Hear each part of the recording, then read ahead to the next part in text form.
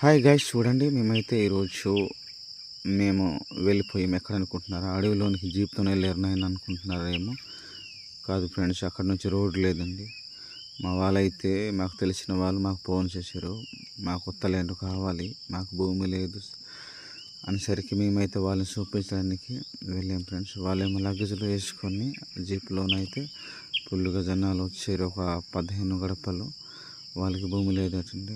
ఎందుకంటే వాళ్ళమైనా సహకరించుకోవాలి కదా, భూమి లేనప్పటికీ. కానీ మేము వెళ్ళిపోయాం వాళ్ళతో పాటు. వాళ్ళేమో తట్టప్పుడు సర్దుకొని అయితే వచ్చారు ఏకంగా. ఎందుకంటే కొనుక్కోవడానికంటే మాలాంటి గిరిజన ప్రాంతంలో సరైన వాళ్ళకి డబ్బు అందుబాటు ఉండదు. డబ్బు లేకపోవడంతో ఎంత దూరమైన ఎంత కొండలు పిండలైనా వెళ్ళిపోవచ్చు మనకు భూమి కావాలని.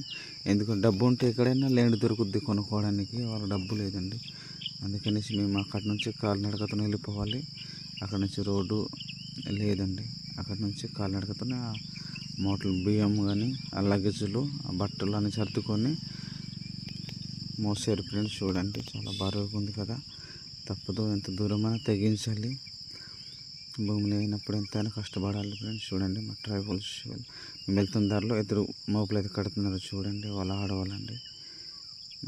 అందులోనైతే రీచ్ అయిపోయాము. పాకలు అయితే చిన్న చిన్న గుడిసెలు కట్టే మాకు నివసిస్తున్నారు.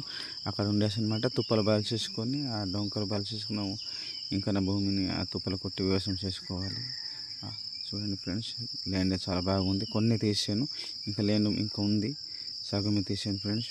మధ్యాహ్నం చెమట అయితే కారిపోయాము. అడవి మామిడికాయలు అయితే ఏరుకొని తింటున్నాము. అక్కడికి లేచాను అనమాట. చూడండి. ఓకే, బాయ్ ఫ్రెండ్స్, మళ్ళీ ఎన్నో వీడియోతో కలుసుకుంటాం. ఓకే.